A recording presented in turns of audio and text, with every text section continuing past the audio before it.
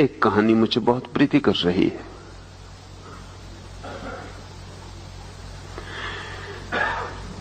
एक सम्राट ने अपने दरबार के सबसे बड़े धनुर्विद को कहा कि अब तुझसे बड़ा धनुर्विद कोई भी नहीं, तू घोषणा कर दे राज्य में, और अगर कोई प्रतिवादी ना उठे तो मैं तुझे राज्य का सबसे बड़ा धनुर्धर घोषित कर दूं।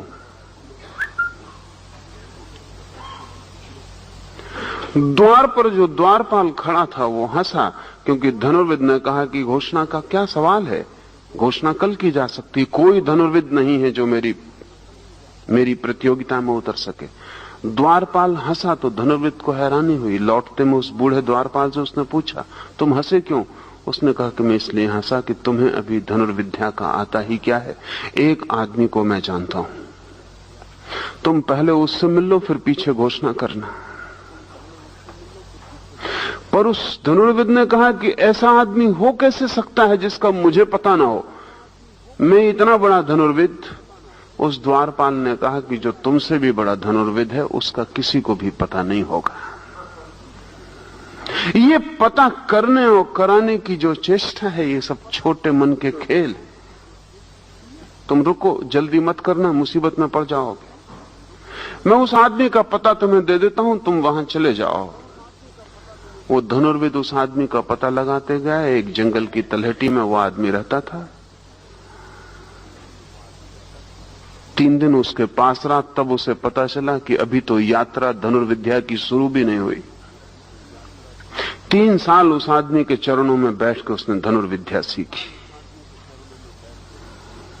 लेकिन तब मन ही मन में उसे डर भी लगने लगा। अब पुराना आश्वासन न रहा कि मुझसे बड़ा धनुर्विद कोई नहीं है।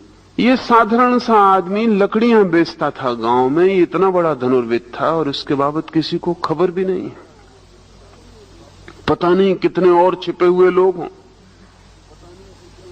लेकिन 3 वर्ष उसके पास रह के उसका आश्वासन लौट आया। वो आदमी अद्भुत था।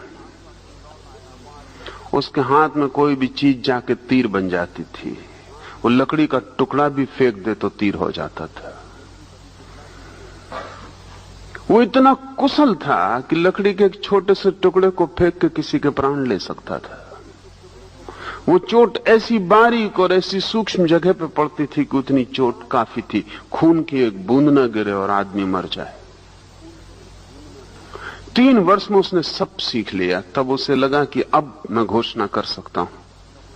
लेकिन अब उसे एक ही कठिनाई थी कि ये जो गुरु है उसका, इसके रहते मैं चाहे घोषणा भी कर दूं, और ये गुरु ऐसा नहीं है कि प्रतिवाद करने आएगा, लेकिन इसकी मौजूदगी मेरे मन में तो बनी रहेगी कि मैं नंबर 2 हूं। तो उसने सोचा कि इसको खत्म करके ही चलूं। सुबह लकड़ी काटकर गुरु लौट रहा था। एक वृक्ष के आड़ में छिपकर उसने तीर मारा उसके शिष्य ने।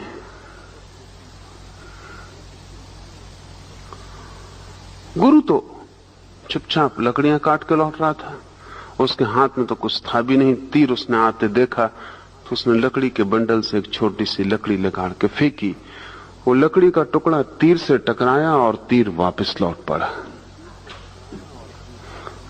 और जाके शिष्य की छाती में छिद गया।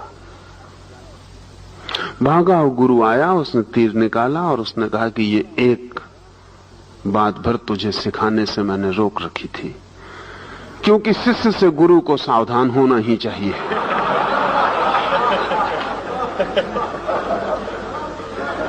क्योंकि अंतिम खतरा उसी से हो सकता है। लेकिन अब मैंने वो भी तुझे बता दिया, और अब तुझे मुझे मारने की जरूरत नहीं।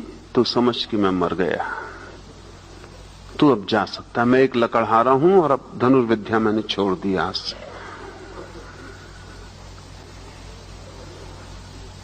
लेकिन जाने के पहले एक ध्यान रखना, मेरा गुरु अभी जीवित है और मेरे पास तो 3 साल में सीख लेना काफी है, उसके पास 30 जन्म भी कम होंगे। घोषणा करे उसके पहले दर्शन कम से कम उसके कर लेना।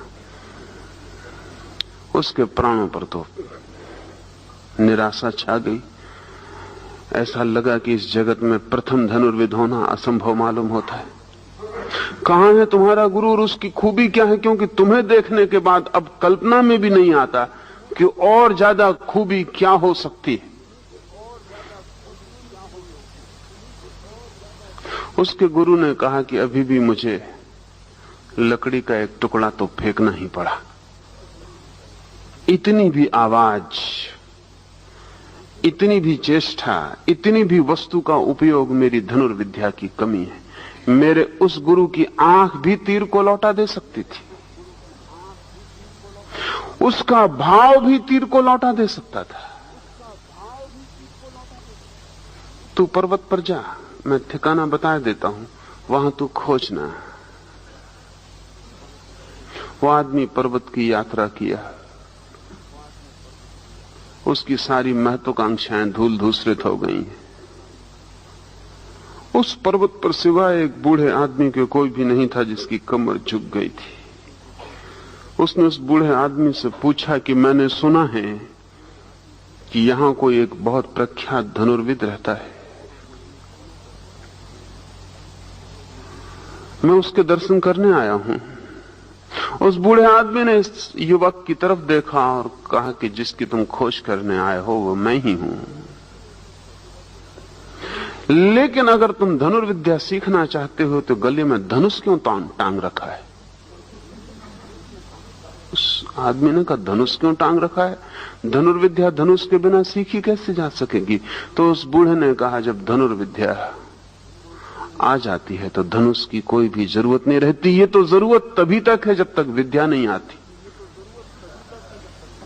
और जब संगीत पूरा हो जाता है तो संगीतज्ञ वीणा को तोड़ देता है, क्योंकि वीणा तब बाधा बन जाती है।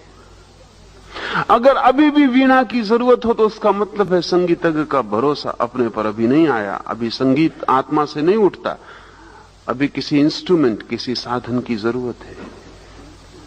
जब साध्य पूरा हो जाता है साधन तोड़ दिए जाते हैं। फिर भी तू आ गया है तो ठीक। तू सोचता है तेरे निशाने अचूक हैं? उस युवक ने कहा कि बिल्कुल अचूक हैं, 100 में 100 निशाने मेरे लगते हैं। अब इससे ज्यादा और क्या हो सकता है? सीमा आ गई। अगर 100% निशाने लगते हो और एक निशाना ना चूकता हो। उस बूढ़ा हंसा और उसने कहा कि ये तो सब बच्चों का खेल है, प्रतिशत का हिसाब बच्चों का खेल है, तू मेरे साथ आ। और वो बूढ़ा उसे पर्वत के किनार पर ले गया, जहां नीचे भयंकर मीलों गहरा गड्ढ है और एक शिला खंड गड्ढ के ऊपर फैलता हुआ चला गया है। वो बूढ़ा सड़क के चल के, जिसकी आधी कमर झुकी हुई है, जाके उस पत्थर के किनारे खड़ा हो गया। उसका आधा पैर का पंजा खड्ड में झुक गया, सिर्फ आधे पैर के बल वो उस खड्ड पर खड़ा है। जहां एक सांस चूक जाए तो वो सदा के लिए खो जाए। उसने इस युवक को कहा कि अब तू भी आ करीब और ठीक ऐसे ही मेरे पास खड़ा हो जा। उस युवक ने कहा कि मेरी हिम्मत नहीं पड़ती, हाथ पैर कपते हैं। उस बूढ़े ने कहा, जब हाथ पैर कपते हैं तो निशाना सधा हुआ हो कैसे सकता है? अगर हाथ कपता है तो तीर तो हाथ से ही छूटेगा, कब जाएगा। तेरे निशाने लग जाते होंगे क्योंकि जो ऑब्जेक्ट तू चुनता है काफी बड़े हैं।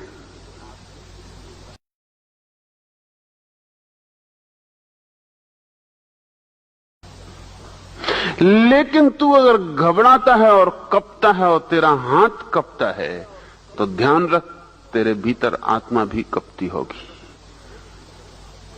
वो कंपन कितना ही सूक्ष्म हो, वो कंपन जब खो जाता है तब कोई धनुर्विद होता है, और जब वो कंपन खो जाता है तब धनुष बाण की कोई भी जरूरत नहीं रह जाती। ये एक लाओसियन पुरानी कथा है। इस सूत्र को समझने में आसानी होगी। कहता है लाओसे, कुशल धावक पद चिन्ह नहीं छोड़ता है। जो दौड़ने में कुशल है, अगर उसके पद चिन्ह बन जाते हो तो कुशलता की कमी है। जमीन पर हम चलते हैं तो पद चिन्ह बनते ही हैं, लेकिन पक्षी आकाश में उड़ते हैं तो कोई पद चिन्ह नहीं बनता। कुशलता जितनी गहरी होती जाती है उतनी आकाश जैसी होती जाती है। कुशलता जितनी गहरी होती जाती है उतनी सूक्ष्म हो जाती है, स्थूल नहीं रह जाती।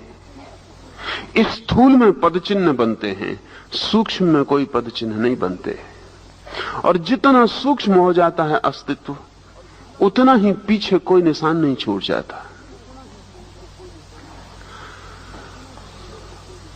अगर आप जमीन पर दौड़ेंगे तो पद चिन्ह बनेंगे, लेकिन दौड़ने का ऐसा ढंग भी है कि दौड़ भी हो जाए और कहीं कोई पद चिन्ह भी ना छूटे। च्वांग त्से ने लाओसे के शिष्य ने कहा है कि जब तुम पानी से गुजरो और तुम्हारे पैर को पानी न छुए तभी तुम समझना कि तुम संत हुए, उसके पहले नहीं। और ऐसा मत करना कि किनारे बैठे रहो और पैर सूखे रहें तो तुम सोचो कि संत हो गए हो, क्योंकि पैर पे पानी नहीं। पानी से गुजरना और पैर को पानी न छुए तो ही जानना कि संत हो गए हो। जटिल है बात थोड़ी। एक आदमी संसार छोड़ के भाग जाता है, पानी छोड़ के भाग जाता है, किनारे बैठ जाता है, फिर पैर सूखे रहते हैं। इसमें कुछ गुण नहीं है, पैर सूखे रहेंगे ही। लेकिन यही आदमी बीच बाजार में खड़ा है, घर में खड़ा है, पत्नी बच्चों के साथ खड़ा है, धन दौलत के बीच खड़ा है, जहां सब उपद्रव चल रहा है वहां खड़ा है और इसके पैर नहीं भीगते, तभी जानना कि संतत्व फलित हुआ है। संत की परीक्षा संसार है। संसार के बाहर संतत्व तो बिल्कुल आसान चीज है, लेकिन वो संतत्व नपुंसक है, इंपोर्टेंट है। जहां कोई गाली नहीं देने आता वहां क्रोध के न उठने का क्या अर्थ है? या जहां जो भी आता है प्रशंसा करता आता है वहां क्रोध के न उठने का क्या अर्थ है?